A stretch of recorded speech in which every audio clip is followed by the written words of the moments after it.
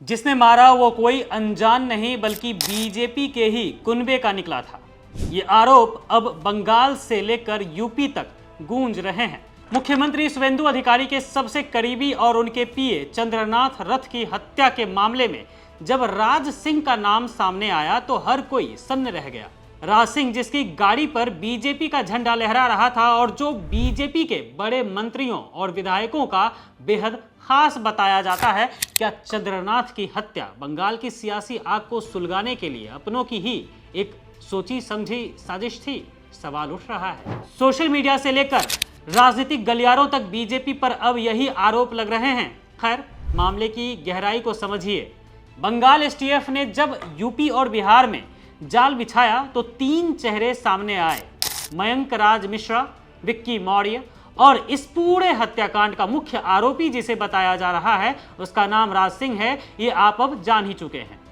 राज सिंह को बंगाल पुलिस ने अयोध्या में यूपी पुलिस की मदद से 10 मई को देर रात पकड़ा।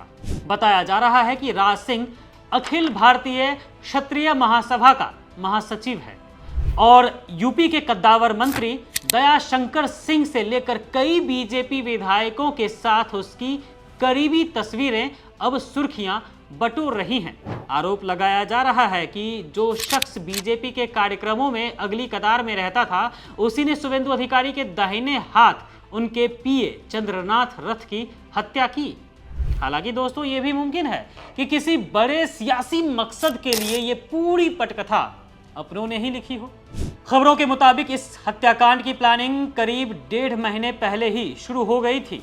हमलावर मुगल सराय से ट्रेन पकड़कर धनबाद पहुंचे और फिर 2 फर्जी नंबर प्लेट वाली कारों में सवार होकर कोलकाता आए। रास्ते में एक टोल प्लाजा पर किए गए यूपीआई पेमेंट ने इस प्रोफेशनल गैंग की पोल खोल दी। पुलिस का अनुमान है कि इस साजिश में कुल 9 लोग शामिल थे। लेकिन सबसे बड़ा सवाल राज सिंह पर ही टिक गया है।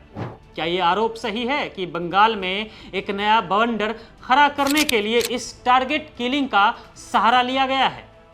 आपको ये भी बता दें कि राज सिंह पर यह कोई पहला आरोप नहीं है हत्या का। इससे पहले भी उसका नाम 13 अक्टूबर 2020 को दिव्यांग अंडा दुकानदार की हत्या के मामले में सामने आया था। उस केस में भी वह आरोपी बताया गया था। और अब जब 6 मई की उस रात ने सबको झकझोर कर रख दिया था, जब चंद्रनाथ रथ की कार को फिल्मी अंदाज में घेरा गया और उन पर ताबड़तोड़ कई राउंड गोलियां बरसाई गई, तो इसका आरोप भी अब राज पर ही लग रहा है। कुछ तो बात होगी तभी आरोप लग रहे हैं।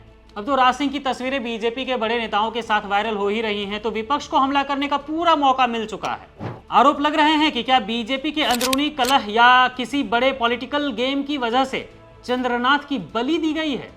जो पार्टी कल तक दूसरों को कटघरे में खड़ा कर रही थी, आज उसे जवाब देना मुश्किल हो रहा है कि उनके ही खेमे का आदमी इस खूनी खेल का हिस्सा कैसे बना।